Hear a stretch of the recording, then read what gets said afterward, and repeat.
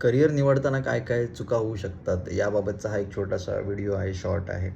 मी जेव्हा 10वी पास झालो, 10वी नंतर माझ्या एका चुलत्याने, एका काकांनी आमचे ॲप्टिट्यूड टेस्ट करायला एल्फिस्टन कॉलेजला आम्हाला नेलं होतं आणि माझा एक भाऊ मनीष म्हणून आणि आम्ही दोघांनी ती ॲप्टिट्यूड टेस्ट दिली होती. आता डोंबिवलीमधल्या स्कूलमध्ये गणेश विद्यालय आणि मराठी मीडियमच्या स्कूलमध्ये असल्यामुळे ते ॲप्टिट्यूड टेस्ट आपल्यासाठी नवीन होती. तर तिथे गेल्यानंतर ज्या काही छोट्या-मोठ्या टेस्ट असतात, की पेपर मोजणं, कॉईन्स मोजणं आणि वेगळं असं 2 दिवस सगळं सांघिक खेळ चालू होते. वेगवेगळ्या शहरातून तिथे मुलं आली होती आणि मनीष आणि मी तेव्हा आम्ही असं रिॲक्ट करत होतो, की आम्ही कुठल्या शाळेतून आलो आणि आम्हाला काय हे गेम्स सांगतायत आणि आम्ही ते खूप कॅज्युअली घेतलं आणि म्हणजे ॲक्च्युअली ती ॲप्टिट्यूड टेस्ट कशासाठी असते हेच आम्हाला मुळात माहिती नव्हतं, आमचं अज्ञान होतं ते.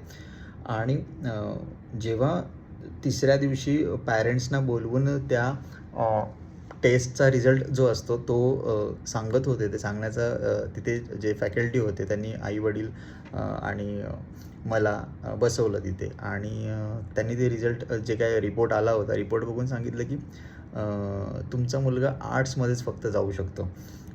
पण मला असं झालं की यार मी 7वी, 8वी, 9वी शाळेतून जे आपले विज्ञान प्रदर्शन असतात, त्या विज्ञान प्रदर्शनामध्ये भाग घेतला, मला सर्टिफिकेट मिळाल्याचं मला नाही मला माहीत नाही, मला सायन्स करायचं. आणि आई-वडिलांचं पण असं होतं की आर्ट्सला कसं काय टाकू शकतो ना, की सायन्स आणि कॉमर्स म्हणजे जरा आणि आर्ट्समध्ये टाकल्यानंतर काय बोलतील लोकं, आजूबाजूचे काय म्हणतील, की तुमचा मुलगा आर्ट्समध्ये म्हणजे ढबू आहे की काय, असा समज एक 10-15 वर्षापूर्वी होता.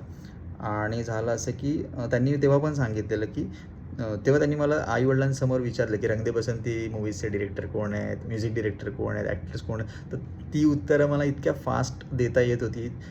कट टू त्यांनी मला अभ्यासाच्या रिगार्डिंग काही प्रश्न विचारले, त्याची उत्तर देता आली नव्हती. सो सांगायचा मुद्दा हा की त्यांनी माझा ॲप्टिट्यूड त्यांना तिथे कळाला होता की मी कशामध्ये जाऊ शकतो, काय करू शकतो. पण